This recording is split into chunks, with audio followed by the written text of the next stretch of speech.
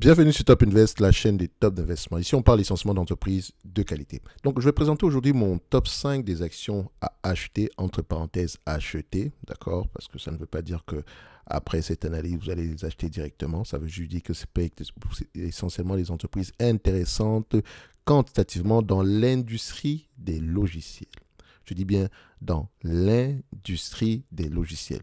Notamment si vous avez participé, si vous avez vu le dernier top 5 qu'on a présenté ici, on s'était plutôt concentré sur le secteur ici de l'aérospatiale et de la défense.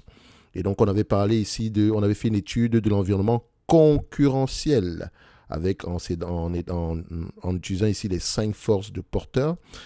Et on avait ici pris la peine de regarder comment est-ce qu'une entreprise exerçant dans le secteur de l'aérospatiale et la défense pouvait jouir d'un avantage concurrentiel en la regardant ici du point de vue de ses clients, de ses fournisseurs, ainsi que de ses concurrents. On fera le même exercice ici.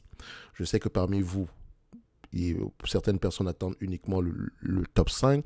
Allez-y en fin de vidéo directement, vous prenez les 5 entreprises et on se dit au revoir. Mais comme je l'ai mentionné tantôt, la partie la plus importante, c'est celle qu'on va faire présentement.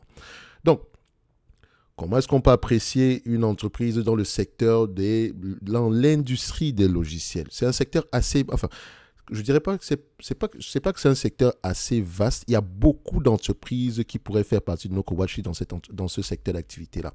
Donc, je rappelle que la plupart des entreprises qu'on va mentionner ici, on les a étudiées quantitativement sur la chaîne. OK? Donc, si on va regarder à peu près notre watchlist, on a à peu près 31 entreprises qui font partie du segment des softwares et il y a de grandes chances qu'on en ajoute au moins, je dis bien au bas mot, au moins 19 autres entreprises. OK? Donc, que ce soit les États-Unis, que ce soit le Canada, on a même des entreprises en Israël, en Europe. Donc, nous allons avoir tendance à rajouter. Je rappelle également que ce segment, cette industrie des softwares, bon, c'est l'industrie du logiciel, j'ai également effectué une note d'analyse sectorielle. Pour ceux qui ne savent pas à quoi ça ressemble, on va en reparler tantôt en fin de vidéo. Donc, sans plus tarder, on va passer à l'étude ici de l'environnement concurrentiel. Donc, j'y vais rapidement. Voilà. Donc, le segment des logiciels, étude d'environnement concurrentiel. Donc, quelles sont les menaces par rapport aux nouveaux entrants? Par rapport à d'autres secteurs, les coûts de démarrage d'une société de logiciels sont relativement faibles, peu de dépenses en capital étant nécessaires pour créer de tels produits. OK? Pour créer le produit. D'accord? Toutefois, un bon logiciel nécessite des développeurs et des ingénieurs talentueux et les nouveaux venus potentiels doivent attirer les talents dans leur organisation en leur offrant de fortes incitations, donc une forte rémunération ou bien des avantages et en leur présentant une vision du produit. Donc, personne n'ira travailler, pas grand monde. Vous n'allez pas recruter grand monde ici en allant travailler dans un produit qui n'a pas, entre parenthèses, d'avenir. OK? Donc, il faut vraiment leur présenter la perspective à long terme du produit en question. Et très souvent ici, comment on dit ça? Il faut montrer à quel point ça pourrait changer les choses par rapport à un produit similaire qui existe sur le marché ou bien par rapport à un produit qui n'existe pas du tout. Donc, une nouvelle utilité ici pour ce type de logiciel-là. Enfin, quand on parle ici du point de vue d'une entreprise en démarrage, OK? Donc, pour créer un logiciel, c'est relativement, entre parenthèses, facile, au moins pour commencer. OK? Les startups qui souhaitent s'agrandir rapidement ont généralement besoin d'obtenir un financement externe pour investir dans le développement des produits, les activités de vente et le marketing. Et rappelez-vous bien, donc, le développement des produits, c'est de la recherche de temps, d'accord? Essentiellement, qui parfois, on considère que ce n'est pas une dépense en capital, mais en réalité, c'est une dépense en capital, la recherche et le développement. Donc, pour les segments, les entreprises de logiciels, en tout cas, moi, je le pense. OK? Donc, les activités de vente et de marketing. Et ça également, on va en reparler tantôt en fin de vidéo. Et vous allez voir ici qu'on prendra un exemple ici d'une entreprise qui faisait exactement la même chose, qui a énormément investi dans ce poste de dépense-ci. Ça, c'est un coût variable. C'est-à-dire qu'on n'est pas obligé de le faire pour maintenir les activités, pour maintenir le revenu actuel à court terme. OK? Je dis bien à court terme. La dépense, le développement des produits, dont également la recherche et le développement, c'est un coût variable. OK? Si on le réduit à court terme, ça pourra avoir si on le réduit à long terme, ça pourra avoir un impact sur le business. Mais ça ne veut pas forcément dire ici, parce qu'on a un gros poste de recherche et de développement, qu'on va forcément trouver quelque chose. Prenez l'exemple d'NVIDIA et de Intel. Allez-y regarder ici le poste de dépenses lié à la recherche et développement et posez-vous la question comment est-ce que NVIDIA a fait, et du bien NVIDIA et AMD, comment est-ce qu'ils ont fait pour à peu près réussir à concurrencer Intel. Okay? Notamment, ils avaient une stratégie totalement différente ici en s'orientant vers des produits que Intel a complètement négligés. Donc, du point de vue ici de la menace des nouveaux entrants, donc si je suis une entreprise de logiciels déjà établie, je sais qu'il n'est pas facile de rentrer sur mon segment, dans ce secteur d'activité. Enfin, il est relativement facile de commencer, mais pour scaler le business, ça demande beaucoup d'investissement. Et donc, ça peut être une barrière à l'entrée. Ça peut être une barrière ici pour les nouveaux entrants. Et donc, en tant que compagnie de logiciels, en tant qu'actionnaire dans une compagnie de logiciels, pour prendre une meilleure décision d'investissement, il faut généralement aller regarder ce type d'éléments-là. C'est important. Après, vous faites ce que vous voulez. Ensuite, la menace des produits de substitution. Est-ce qu'on peut pas facilement changer de... Est-ce qu'on peut utiliser... Est-ce qu'on a la possibilité de changer entre l'environnement Microsoft Office? Est-ce qu'on peut switcher pour autre chose? Est-ce qu'il y a des alternatives? Vous serez étonné qu'il y a des alternatives pour la plupart des logiciels.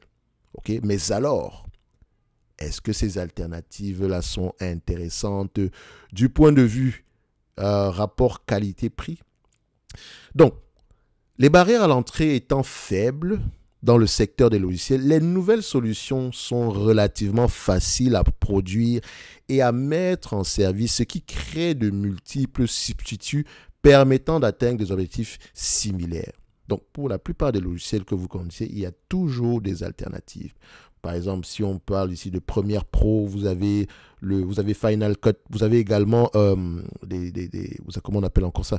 Vous avez même des logiciels extrêmement puissants, gratuits, notamment pour tous ceux qui montent les vidéos. Il y en a un qui, j'oublie complètement comment est-ce qu'il s'appelle, mais je sais qu'il y en a un également ici qui vous permet de faire gratuitement, accès libre, littéralement ici, qui vous permet de faire de très très bonnes choses. Donc, il faut toujours aller regarder, les alternatives existent, mais pourquoi est-ce que les clients ne sélectionnent pas ces alternatives? Parce que techniquement, vous allez voir que ça dépend de beaucoup d'éléments également. D'accord? Il y a d'autres éléments qui rentrent en considération. Donc, toutefois, l'efficacité, les coûts, la facilité de déploiement, les caractéristiques des produits, la qualité du service professionnel et de l'assistance à la clientèle, ainsi que l'expérience de l'utilisateur varient considérablement d'un éditeur de logiciel à l'autre. Et donc, ce n'est pas parce que vous faites à peu près la même chose que votre logiciel est un substitut, par exemple, à Microsoft Office, qu'on va forcément l'utiliser. Est-ce que l'expérience utilisateur est la même? L'expérience utilisateur, c'est la facilité avec laquelle votre client arrive à utiliser votre logiciel. OK? Est-ce que le logiciel en question a les mêmes caractéristiques? Est-ce qu'en termes d'efficacité, on a à peu près le même résultat? Il faut réunir tous ces éléments-là pour être parfaitement similaires. Enfin, pour concurrencer de manière pour réellement concurrencer, pour réellement servir d'alternative à un logiciel en particulier qui marche déjà, qui fonctionne déjà, qui se vend déjà.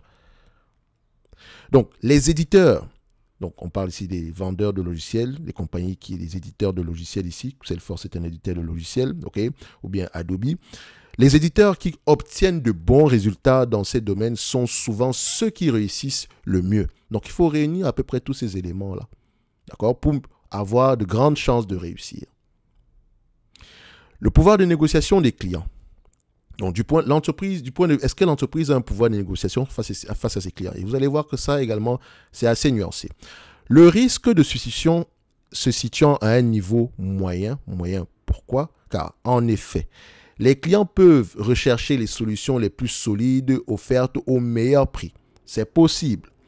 Les grandes entreprises donc si on a des gros clients ici, représentent un peu comme les entreprises dans le Fortune 500, ici vous allez souvent voir des entreprises éditeurs de logiciels, vont souvent vous mentionner ici que on a 90% des entreprises du Fortune 500 ici sont nos clients. Si vous remarquez ici que notre base de clients est très peu réduite, est très réduite ici, et qu'on a des gros clients qui pèsent énormément, disons 5 à 10% ici du chiffre d'affaires, il faut faire attention. Dans tous les cas de figure, quand on vend un produit, il faut toujours aller regarder qui sont nos plus gros clients. C'est la base de la base. Ok? Donc les grandes entreprises ont généralement le pouvoir de négociation le plus élevé compte tenu de la taille des contrats conclus et des possibilités d'expansion potentielles à l'avenir. Donc quand vous regardez Adobe, ici, Adobe est client ici et fournisseur de Microsoft, la Corporation, on s'entend que le pouvoir de Microsoft est plus élevé, de négociation des prix de Microsoft est plus élevé qu'une entreprise lambda qui pourrait demander le même logiciel fourni par Adobe. OK? Donc, de plus en plus, à mesure que la transformation numérique arrive à maturité, les entreprises cherchent à faire une consolidation avec moins de fournisseurs, donc moins d'éditeurs de plateformes, donc moins d'éditeurs de logiciels, afin de réduire leur coût de possession. Ce qui veut dire que les compagnies qui vendent des logiciels ici gagneraient à proposer une multitude de fonctions, d'accord, pouvant comment on dit ça, des fonctions capables de remplacer d'autres, capables ici d'être des substituts d'autres logiciels qui existent déjà sur le marché. Donc, si Salesforce rentre dans une entreprise et se met à fournir les mêmes types de produits que Microsoft Office et qu'on se rend compte que c'est aussi performant, aussi agréable à l'utilisation, pourquoi pas demander à Salesforce de nous donner, pourquoi pas uniquement faire affaire avec Salesforce et éliminer Microsoft Office. Je prends toujours cet exemple-là. OK, mais Microsoft Office, c'est plus compliqué c'est plus complexe que ça. Quand je dis complexe, c'est juste pour l'exemple que j'ai pris ces deux éléments-là. OK, donc ici, les entreprises veulent de moins en moins avoir affaire à plusieurs éditeurs de logiciels. On veut un seul. Et plus vous offrez des caractéristiques différentes pour le même produit, plus vous aurez tendance à avoir un pricing power. Donc, les coûts de changement, et ça c'est très important, le coût, on appelle également le coût de commutation, c'est le véritable avantage concurrentiel dans le segment des logiciels. Vous avez c'est bien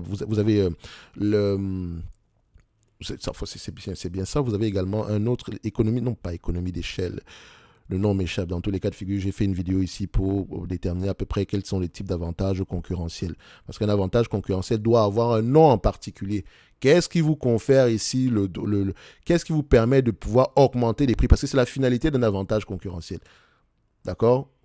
Qu'est-ce qui vous permet ici d'augmenter les prix? Enfin, quand je dis la finalité d'un avantage concurrentiel ici, il faut se rendre compte que dans l'industrie ici minière, les entreprises ne fixent pas le prix. Ce sont des price takers. Donc, dans ce type d'industrie-là, ce sont les coûts de production qui représentent ici l'avantage concurrentiel. Et pour avoir les coûts de production, il faut avoir les coûts de production les plus bas.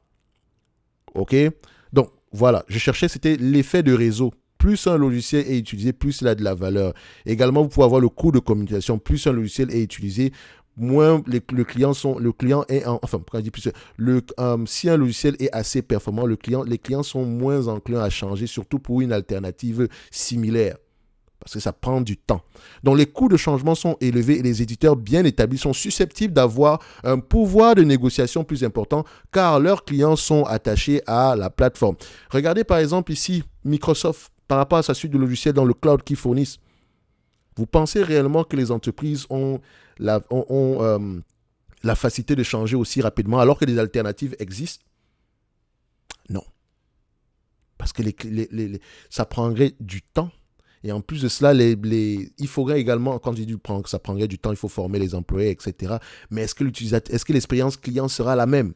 Et les entreprises n'ont pas de temps à payer. OK? Donc, il n'est pas aussi... C'est pour ça qu'il faut souvent aller regarder le taux de rétention. C'est un truc très important à aller regarder quand une entreprise vend du logiciel. Au-delà même d'aller voir comment est-ce qu'elle distribue ce produit-là. De plus en plus, on va dans le cloud avec un modèle SaaS où les marges sont généralement plus élevées. OK? Donc, vous avez compris, le pouvoir de négociation des clients ici, ça dépend. On va le dire comme ça. Ça dépend réellement. Donc, ensuite... le pouvoir de négociation des fournisseurs. Parce qu'une entreprise qui vend des logiciels, elle a peut-être ici un fournisseur.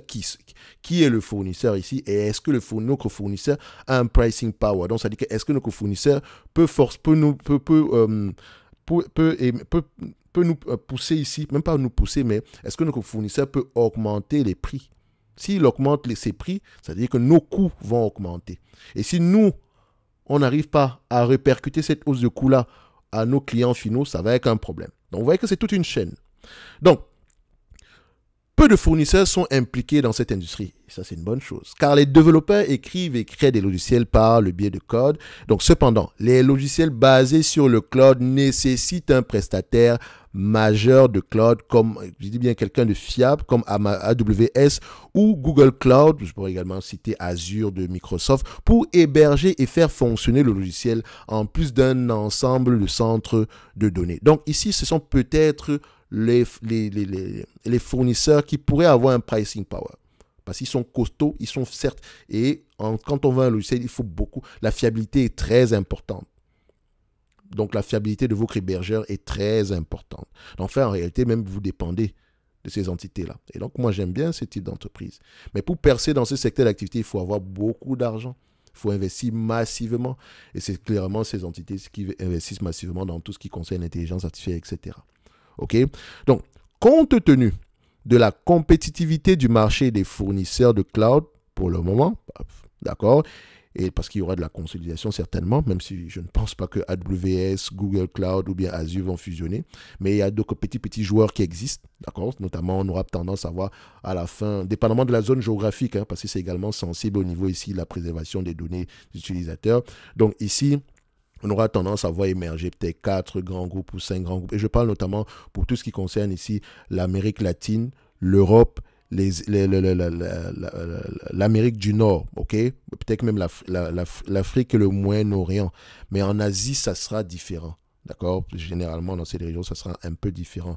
Parfois, donc, compte tenu de la compétitivité du marché des fournisseurs de cloud et de la grande disponibilité des équipements pour les centres de données, parce que ce n'est pas difficile pour ouvrir un centre de données, c'est voilà, c'est relativement facile, ok, entre parenthèses, d'accord, ainsi que des modèles d'exploitation, parce que les entreprises aujourd'hui peuvent se mettre en commun ici, par exemple avec les centres de données de colocation où l'espace et les ressources sont loués. Donc, compte tenu de la grande diversité de ces fournisseurs-là, les coûts sont compétitifs. Donc ici, les fournisseurs n'ont pas réellement de pricing power. Mais attention, plus ils deviendront gros, mieux, plus ils auront tendance à avoir un pouvoir de négociation des prix. OK? Donc, concernant le degré de rivalité avec les concurrents, la concurrence dans l'industrie du logiciel est intense, étant donné les faibles barrières à l'entrée et la menace des produits de substitution. C'est pourquoi les éditeurs de logiciels consacrent beaucoup de temps à essayer de différencier leurs solutions de celles de leurs concurrents et acquérir des clients et des parts de marché le plus rapidement possible. Et quand on parle ici d'acquérir de nouveaux clients, des parts de marché le plus rapidement possible, ça demande quoi? Un investissement massif dans tout ce qui concerne ici la force de vente. Et donc, vous allez généralement voir, par exemple, prenez les vidéos que j'ai faites sur Salesforce. Et je rappelle que je suis investisseur sur Salesforce présentement.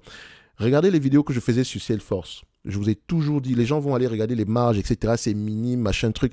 Mais Salesforce investit massivement sur un poste ici qu'on appelle Sales and Marketing. Et ce poste-là, c'est un coût variable. C'est un coût variable. Et quand vous le prenez en pourcentage du revenu, Salesforce aura tendance à moins en moins investir à long terme dans ce segment. Enfin, ce segment-là aura tendance à croître moins rapidement que les revenus. Pourquoi est-ce que Salesforce investit massivement?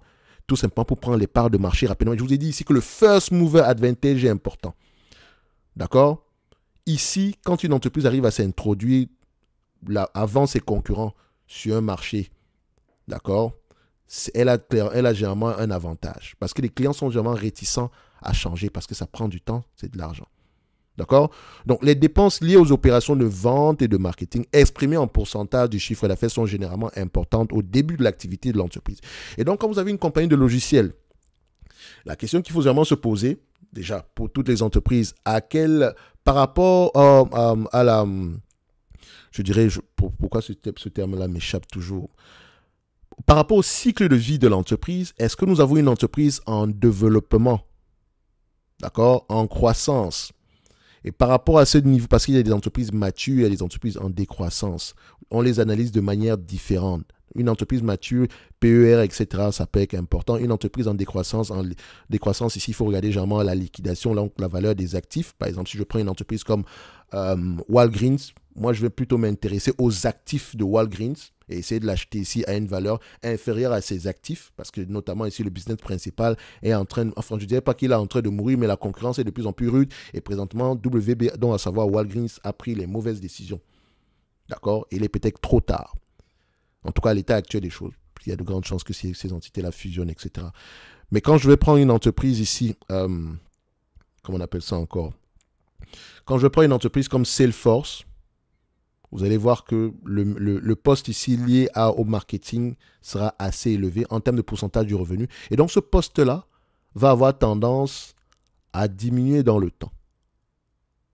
OK? Et donc, je me dis que si ce poste-là diminue, les marges vont augmenter.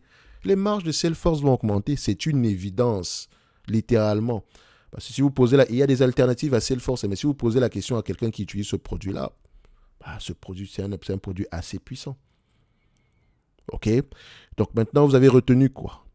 Hormis tout ce que j'ai raconté par rapport à l'étude ici, l'environnement concurrentiel, quand j'ai également une compagnie qui vend des logiciels, je dois regarder la force, tout ce qui concerne ici les opérations de vente et de marketing et toujours me demander est-ce que ces opérations de vente ou marketing vont avoir tendance à diminuer? Comment est-ce qu'elles évoluent dans le temps?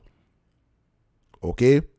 Donc, sans plus tarder, on va sur le top 5. Maintenant, dépendamment de l'entreprise que vous aurez tendance à choisir ici pour une étude en profondeur, posez-vous ces questions-là du point de vue de l'entité en question. Je vous ai donné ici la généralité. C'est un segment que j'aime bien. D'accord? Et donc, on y va rapidement. Donc, pour le top 5, qu'est-ce que nous avons? Ça va être très, très rapide. Première entité sur la liste, vous avez RingCentral. OK. Selon l'analyse quantitative, on a un potentiel, on a la possibilité de doubler son capital ici. Ensuite, on a Nice. On a également la possibilité de doubler son capital ici au prix actuel, en prenant en considération les perspectives actuelles. Ensuite, nous avons Salesforce. Bienvenue. OK. En prenant en considération les perspectives actuelles. Ensuite, nous avons Workday. D'accord? Donc, si on va juste regarder Salesforce, vu qu'on parlait ici de la partie liée au marketing, etc. N'allons même pas jusque-là, prenons juste les marges ici. Vous constatez que les marges de Salesforce sont de plus en plus élevées, n'est-ce pas? Vous pensez qu'on va s'arrêter à 25%? Ça peut être de plus en plus, on pourra avoir bien plus que ça. Parce que vous pensez qu'une entreprise qui a des marges de 75%, vous pensez qu'elle aura combien en termes de bénéfices? De marge de bénéfices net ou bien de free cash flow? Il y a de grandes chances qu'on soit au moins à 20% et plus. Donc, l'EBITDA va avoir tendance à augmenter à nouveau. Si on regarde ici, sales, marketing, je cherche cet élément-là. Marketing, selling and marketing expense, 12 milliards. Je cherche par rapport au revenu. Selling and marketing expense par rapport... Bon, malheureusement, ça ne me donne pas l'information par rapport au revenu, mais je peux le faire ici manuellement. Vous pouvez voir ici que sur près de 36 milliards de revenus, c'est bien 36 milliards de revenus, on dépense près de 13 milliards pour le marketing et pour tout ce qui concerne ici le selling and marketing expense. Donc, sur 36 milliards de revenus, on dépense 13 milliards, j'arrondis bien sûr, ça représente 36%. 36%. Et donc, vous devez vérifier, est-ce que ce chiffre-ci diminue, est-ce que le pourcentage par rapport au revenu est de moins en moins élevé, voire même décroissant. Malheureusement, je n'ai pas l'information ici. D'accord? Et si c'est le cas, demandez-vous, est-ce que ça va durer? OK? C'est très, très important, surtout quand on étudie une entreprise dans le secteur des logiciels. On ne conclut pas directement, oh, les PER sont bas. Oui, il n'y a pas de souci. C'est normal que les PER soient extrêmement élevés quand une entreprise est en développement. Donc, il faut faire de la guesstimation. Ce n'est pas forcément mauvais de prendre ici le PER, mais dites-vous également que l'entreprise n'a pas encore atteint sa maturité et donc les marges en date d'aujourd'hui sont très peu élevées. Comme vous pouvez voir ici, il faut également regarder le poste recherche et développement représente à peu près 14% du revenu. Et donc on parle ici de plusieurs milliards de dollars également. Et ce poste-là est plutôt stable dans le temps. Il est toujours à 14%, ce qui veut dire qu'en réalité, il augmente, mais pas au point de dépasser le 14% du revenu. On aimerait qu'il baisse de plus en plus, mais attention, la recherche, c'est une dépense en capital pour les compagnies dans le segment des logiciels. C'est pour ça, c'est la raison pour laquelle ces entreprises sont généralement, entre parenthèses, asset light. Parce que la dépense en capital au niveau des équipements est très peu élevée. D'accord? Elle est très peu élevée parce que quand on regarde ici, le capital expenditure, ok, on a 656 millions. En réalité, c'est 656 millions plus la somme dépensée ici. Ça, c'est la dépense en capital. Compagnie logicielle. Bref, c'est pas un cours sur les compagnies, sur comment analyser les compagnies logicielles. On l'a fait ici dans le programme de l'accélérateur. Ok. Au moins, vous savez comment est-ce que je dois apprécier une compagnie. Si une entreprise vend ici du logiciel, comment est-ce que je peux l'apprécier au-delà des chiffres, ou bien même en prenant en considération ces chiffres-là, comment est-ce que je dois les interpréter. Ok, donc je rappelle ici que si vous ne savez pas à quoi ça ressemble l'accélérateur, ou si vous avez des questions par rapport à ça, vous pouvez booker un appel ici, donc réserver un appel, on pourrait en parler. Et également, je rappelle que ça fait 3 mois que la première cohorte, on a pris la première cohorte ici, donc à partir du mois du mois prochain, on pourra prendre la seconde. Donc présentement, vous pouvez vous inscrire sur la liste d'attente. Donc si vous allez ici en description de la vidéo. Si vous allez sur la page principale de la chaîne, vous cliquez sur Top Invest, vous arriverez sur cette page-ci et donc vous pouvez vous inscrire ici sur la liste d'attente. J'enverrai uniquement l'offre pour le programme d'accompagnement ici pour ceux qui sont inscrits. D'accord, c'est un programme d'accompagnement, ce n'est pas une formation, c'est un accompagnement. Donc ça dit que c'est pratico-pratique. Ok, on étudie tous les secteurs d'activité avec des exemples à l'appui. Ok, et on répond à la plupart ici de vos blocages. Et donc, c'est ouvert à tout le monde, que vous soyez débutant ou intermédiaire. D'accord? Donc, pour ceux qui veulent également avoir accès à la watchlist, en description de la vidéo, vous pourrez avoir accès dans le service Top Premium. Vous avez accès à la watchlist dans l'ensemble de ces éléments-ci. Donc, par exemple, si vous prenez celui-ci, c'est analyse sectorielle, node d'analyse. Pour ceux qui me posent souvent la question de savoir à quoi ça ressemble, c'est simple. Les notes d'analyse et les analyses, vous les avez ici. Donc, prenez juste cette vidéo, d'accord, la playlist en question au complet. Ok, allez-y, sélectionnez n'importe quelle entreprise, n'importe quelle vidéo ici. C'est soit une note d'analyse, soit une note, particulièrement une note d'analyse, c'est écrit en gros caractère, note d'analyse. Ok, vous ne pouvez pas vous tromper. Parfois, même quand je ne l'ai pas écrit, c'est quand même mentionné entre parenthèses. Donc, la note d'analyse, ça ressemble à ça. Donc, je lis mes rapports financiers, j'écoute les conférences call et je vous donne à peu près ma conclusion par rapport à celle-là. D'accord? Donc, on va à peu près au-delà des chiffres ici. Donc, vous avez une note d'analyse sur toutes ces entreprises. John Deere, j'en ai parlé. John Deere dernièrement, Pfizer, on en a parlé, Ferrari, je constate qu'on a pris de 159 vidéos ici, donc pardon, ne me demandez plus à quoi ça ressemble une note d'analyse. Vous avez les notes d'analyse sectorielles ici, d'accord? Tout est là, tout est écrit à ce niveau. Donc si vous avez une question, vous allez ici, donc paramètres, vous allez page principale, playlist, note d'analyse, et vous allez chercher, histoire de voir si ça vous correspond.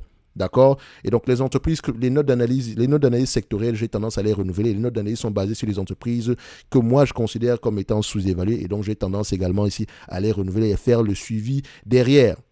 Notamment, j'ai parlé ici de Visa et Mastercard. Cette vidéo est magnifique. D'accord? Ça m'a pris beaucoup de temps. Et jusqu'à aujourd'hui, elle reste d'actualité. La raison pour laquelle j'ai investi sur les 2 compagnies. OK? Et donc, vous avez tout ça à ce niveau. OK? Parce que quand vous investissez à long terme, je ne le dirai jamais assez, les chiffres c'est bien, mais avec les chiffres, on ne va pas très loin. Il faut aller au-delà des chiffres tous les trimestres. Si vous n'aimez pas lire, achetez un ETF. Parce que sur cette chaîne, le but n'est pas de vous convaincre de faire du stock picking. D'accord? Mais si vous voulez faire du stock picking, faites-le sérieusement. D'accord? Faites-le sérieusement. De toute façon, vous avez toutes les informations ici, soit en description de la vidéo ou dans la playlist ici. Et nous, on va se donner rendez-vous sur la prochaine vidéo. Donc, le top 5. Il nous manquait une entreprise. D'accord? La dernière entreprise, c'est laquelle? La dernière entreprise, c'est OpenText. Maintenant, vous avez la liste des entités. Ça veut dire que je prends toutes ces entreprises-là, je vais voir ce qu'elles font individuellement. Si je comprends ce qu'elles font individuellement, je regarde les perspectives de croissance, etc. Je pose les questions derrière les chiffres, histoire de voir ici, de bâtir une certaine conviction. Parce que ceci, ce n'est qu'une analyse quantitative. C'est pour ça qu'on passe le moins de temps dessus. Pas besoin de vous raconter ma vie par rapport à nanani, prenez OpenText ou machin truc. Allez-y lire les rapports financiers, ok? Si ça vous intéresse, allez-y en profondeur. Si ça vous intéresse, achetez. Si ça ne vous intéresse pas, passez à autre chose. Le plus important, je vous ai donné également les éléments ici pour apprécier l'environnement concurrentiel. Et je pense que pour moi, j'ai fait le maximum pour vous ici aujourd'hui. On se donne rendez-vous sur la prochaine vidéo. Merci, au revoir.